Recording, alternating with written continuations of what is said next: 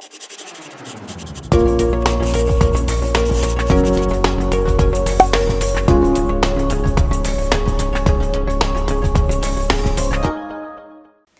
chuchus! Tudo bem com vocês? E aí? Vocês estão cumprindo os protocolos de segurança? A pandemia ainda não acabou, hein?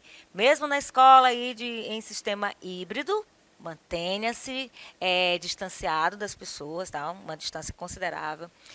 Use sua máscara, um álcool em gel nas mãos ou lave com água e sabão no banheiro no intervalo. Tome muito cuidado, vamos vencer esse momento difícil. Eu sou a professora Cacau Sotero, este é um programa Fique em Casa Aprendendo. Gente, quando se fala em álcool em gel e manter distanciamento, é porque nós vivemos um momento que nós já sabemos que é difícil e nós contamos aí com a ciência para descobrir o porquê que... Você sabe por que a gente usa álcool em gel? Porque o vírus, né? Os vírus, eles são envolvidos numa cápsula de gordura, né? Explicando a grosso modo. E aí o álcool em gel consegue diluir essa cápsula e faz com que ele morra.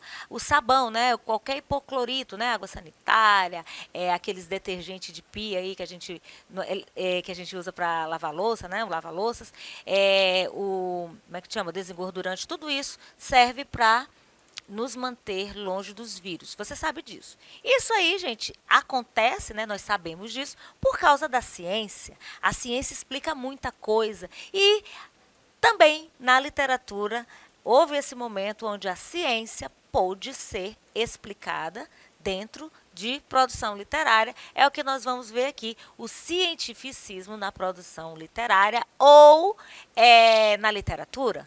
Eu vou falar de ciência e literatura, vou falar do realismo científico e ainda, claro, do naturalismo, né? Nós sabemos que nesse momento onde o romantismo foi colocado de lado, o homem como ser social, produto do meio, um ser investigativo, curioso, começou a descobrir novas técnicas, as tecnologias avançaram por conta da Revolução Industrial, né? Um fato aí histórico que marcou o mundo. E com certeza, quando há um fato onde uma descoberta aí é trazida à tona, quando o homem sabe de um fato novo, isso vai mudar o comportamento da sociedade. Então, a Revolução Industrial trouxe grandes avanços, claro, tecnológicos naquela época, e aí mudou, transformou a sociedade. E aí eu trouxe para vocês essa leitura aí, ó. Ciência e literatura, apesar de terem linguagens específicas e métodos próprios, podem ficar valorizadas quando postas em interação, proporcionando diferentes leituras e novas perspectivas de análise. Quando nós assistimos aos filmes de ficção científica, a gente pode comprovar muita coisa aí da área da química, da física, não é verdade? A gente também comprova muita coisa, muito fato histórico. Os filmes são grandes contribuintes para a nossa produção, para a nossa evolução de conhecimento, né? Vamos dizer assim. E a produção literária, né? Os livros, os textos que já foram escritos, que já foram produzidos em tempos passados, também trazem para nós certas curiosidades. E isso aconteceu na época do realismo, gente. Nessa época, como eu já falei, os dois grandes acontecimentos, como a Revolução Industrial e a Revolução Francesa, mais precisamente a Revolução Industrial, modificou todo o cenário mundial. Então, isso aí é a força motriz, vamos falar desse jeito. É uma força motriz que veio modificar a sociedade daquela época. Aí eu trago para vocês, mais uma vez, o autorretrato de Colbert, que é a representação dos sentimentos na arte do século XIX.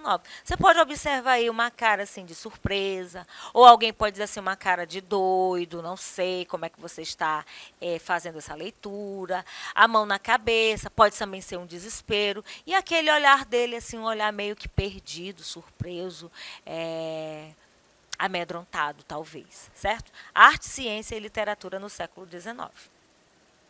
A gente lembra aqui que essas produções aí na arte, né, na pintura do Gustave Colbert, elas iniciaram o realismo, tá? Então a gente tem aqui, eu não estou trazendo uma figura qualquer,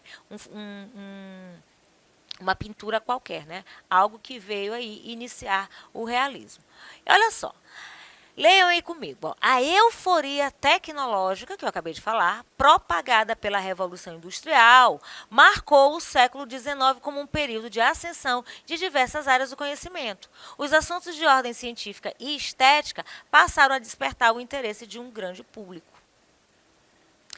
A curiosidade, né, que eu acabei de dizer, a curiosidade do homem, né, as pessoas querendo entender por quê.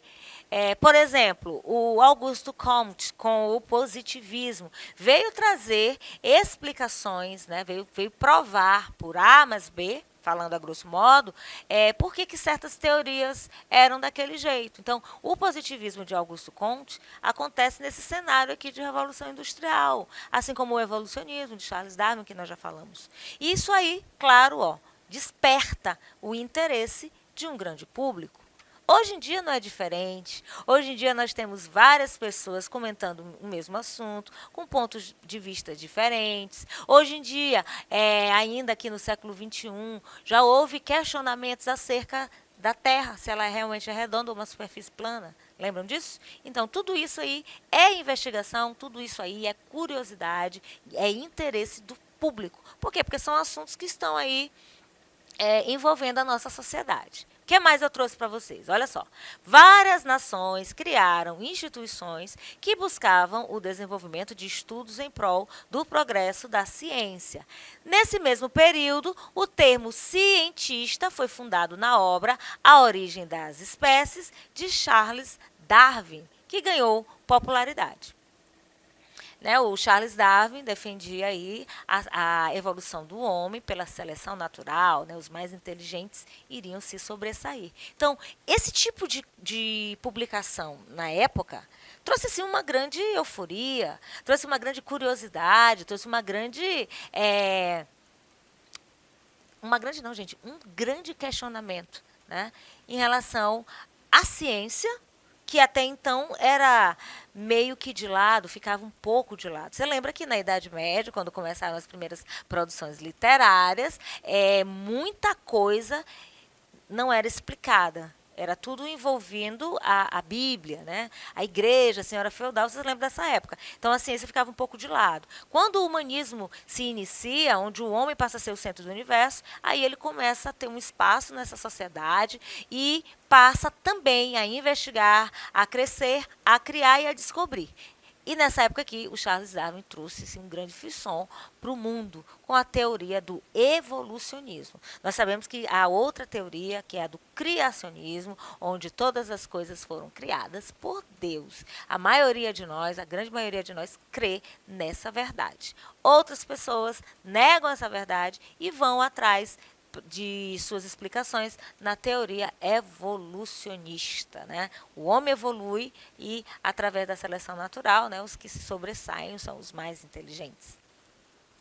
E aí eu tenho, as ciências exatas foram ganhando impulso na medida em que o desenvolvimento tecnológico vinculava-se com o desenvolvimento industrial. A física, a química, no caso química fina, e a metalurgia foram as principais áreas de desenvolvimento científico e, influenciadas por essas mudanças, as ciências humanas também observaram o surgimento de novas áreas como sociologia e psicologia.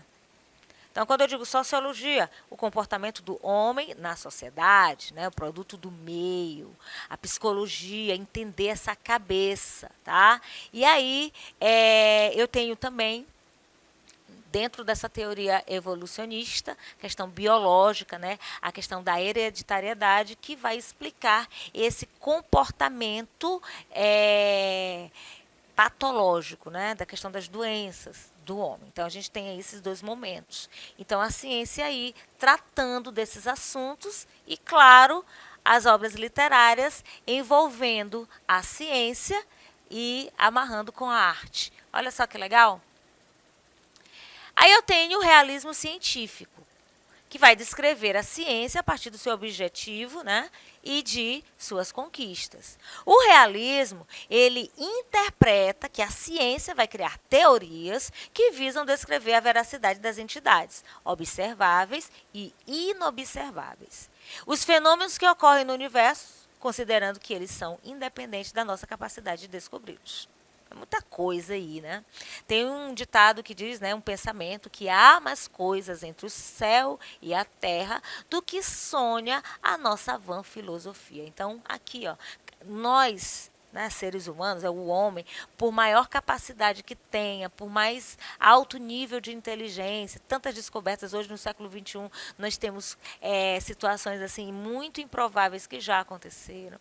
O homem já conseguiu muito, já avançou muito, desenvolveu uma vacina em tempo recorde, né? Muita gente ficou aí preocupado. Ah, mas as vacinas são desenvolvidas em pelo menos 3 anos. Gente, nós estamos em 2021. Se nós descermos um pouquinho no tempo para 2018, de 2018 para 2021, o que a ciência já avançou, gente? O que a tecnologia já conquistou? O que nós conseguimos fazer? Nós nos comunicamos com pessoas do outro lado do mundo pelo WhatsApp. É uma ferramenta maravilhosa. Está acontecendo um assalto aqui, a polícia já está sabendo, já vai se deslocar para o local, porque se uma pessoa tiver hoje um smartphone, uma câmera e uma internet, ninguém mais se esconde de ninguém. Então, isso aí, graças à inteligência do homem, graças à ciência. Na esfera artística, o individualismo e o ritmo frenético dos ambientes urbanos impulsionaram a criação de novos movimentos. Olha só, o romantismo criticava as mudanças da sociedade industrial e buscava o refúgio na vida próxima à natureza e a exaltação dos sentimentos amorosos. Então, muitos dos participantes desta corrente também atacavam o mundo em que viviam, tecendo obras onde o drama e a opressão das camadas populares era costumeiramente representada. Nós já falamos aí em outra aula, nessa questão aqui, esse realismo está voltado mais para a ciência, mas é justamente por conta dessa ciência, né, que esses comportamentos do homem dentro da sociedade são retratados nas publicações, né, nas produções. E aqui a gente tem essa crítica do romantismo às mudanças da sociedade, né? O romantismo era uma coisa mais subjetiva, idealizada, como o próprio nome diz, romântico. O realismo vem escancarar, vem apresentar essa sociedade, como se diz por aí, nua e crua. Então, gente, em suma, esse realismo científico nada mais é do que a ciência sendo retratada nas obras literárias realistas, tá? E confirmadas também no naturalismo. Além disso, a ciência seria capaz de construir conhecimento e, de acordo com os realistas, as teorias científicas não são apenas instrumentos, mas também são descrições do mundo ou de certos aspectos do mundo. Então, eu creio que já tem ficado bem claro o que significa o movimento realista, o que significa o movimento naturalista e como a ciência vai interferir, vai incidir, vai influenciar essas produções. Nós temos um período de transformações. Por causa de quê? Por causa da Revolução Industrial, por causa do capitalismo, por causa das teorias de Auguste Comte, de Charles Darwin, por causa do determinismo, o objetivismo, e isso daí, gente, vai desembocar, né, na ciência, ou vice-versa. Então, eu não posso desconsiderar a ciência aqui a partir desse momento bem interessante da nossa história literária. Não que ela não tivesse sua influência dos movimentos anteriores, né? Mas aqui é como se fosse algo mais claro, mais à mostra, né? O que mais eu posso dizer para vocês? Que na ciência, um observável significa geralmente algo que pode ser detectado a partir de sentidos humanos. Para o realismo científico, um observável é aquilo que, em condições favoráveis, é capaz de ser percebido, utilizando-se apenas do sistema sensorial. Então, nesse contexto, inobserváveis são elétrons, campos elétricos, prótons, entre outros. Aí a gente é ciência, física, é química pura, né? Na esfera, obras onde o drama e a opressão das camadas populares era costumeiramente representado. Olha a associação aqui, quando ele fala assim de elétrons, campos elétricos e tal, prótons. Eu posso citar aqui a questão do ar, né? O vento é o ar em movimento, mas ninguém vê. Mas a ciência te ajuda a explicar isso aí, né? Tem muitas questões aí em física que às vezes eu fico me perguntando ou perguntando para o professor de física, quando o professor de física me mostra um experimento, por exemplo. E aí eu fico perguntando para ele, em qual situação tu vais explicar este assunto? Aí ele vem e me diz, fala de uma lei, fala de uma teoria, explica por que determinadas coisas são desse jeito. Isso aí se explica com investigação científica, certo? Agora, dentro da obra literária, esse realismo científico vai se apresentar nessa questão dos mistérios, da observação do comportamento do homem, né? Sabe aqueles filmes assim de investigação policial, o comportamento, quando a pessoa está mentindo, quando a pessoa está falando a verdade. Isso aí é investigação também. Então, o realismo, ele utiliza a ciência para explicar como é que se pode viver numa sociedade desse jeito. Por que o homem vive assim? Por que o homem se comporta assim? Deu para entender? O que eu tenho mais para vocês? Antirrealismo, o que é isso? É qualquer posição que vai desacordar com o realismo e é considerado antirrealismo, né? Então, qualquer posição vai ser antirrealista se ela desacordar, né? Se ela discordar do realismo. E para isso basta opor-se a um dos compromissos realistas: o metafísico, o semântico e o epistemológico. Tradicionalmente, o instrumentalismo acredita que as entidades inobserváveis não existem e só podem ser utilizadas como ferramentas. Aí eu tenho o naturalismo, que é uma oposição sobrenatural ou espiritual à ideia ou crença de que apenas as leis e as forças naturais operam no mundo. Em extensão, a ideia ou crença de que não existe nada além do mundo natural. Então, aqui, o naturalismo vem se opor a essa sobrenaturalidade, certo? Que diz, ou a espiritualidade das coisas, ideia ou crença de que apenas leis e forças naturais operam no mundo, tá bom? Em extensão, a ideia ou a crença de que não existe nada além do mundo natural. Então, isso é ser naturalista. Por isso que existem pessoas que desacreditam de Deus, porque Deus vai transcender essa verdade, né? Essa verdade aqui natural. Tudo que vai ultrapassar a isso aí não tem explicação. Tem até um trecho de uma música que diz assim: ninguém explica Deus, né? Ninguém explica. Ou se acredita ou se duvida. Por quê? Porque positivamente, de acordo com uma teoria de Augusto Comte, né, de um pensamento, como é que você vai explicar a existência de Deus? Como é que você vai provar isso? Então, quando o homem é natural, ele, em suma, ele vai se opor a essa sobrenaturalidade ou espiritualidade, tá certo? O que mais? Olha, o naturalismo foi um estilo de época dos finais do século XIX e seu surgimento está associado à publicação, em 1859, do livro A Origem das Espécies, que nós já falamos, de Charles Darwin, que revolucionou o pensamento científico na segunda metade desse século. E esse estilo possui características como determinismo e zoomorfização. E a linguagem do naturalismo é impessoal, é simples, é clara, é objetiva, é equilibrada, é harmônica, claro, descritiva, minuciosa, coloquial, regionalista e engajada. E esse movimento artístico e cultural, gente, tem início com a publicação do romance experimental do escritor francês Émile Zola. E ao lado do realismo, o naturalismo vem negar aspectos da escola anterior, que era o romantismo, e essa escola era caracterizada pelo subjetivismo, idealização da mulher, do amor sublime e do herói íntegro. E aí o romance naturalista vai trazer um caráter também experimental e cientificista, de um romance de tese, de ideias, né, que vão se defender, que se orienta para a análise social e valorização do coletivo, procurando mostrar o indivíduo como produto de um conjunto de fatores naturais.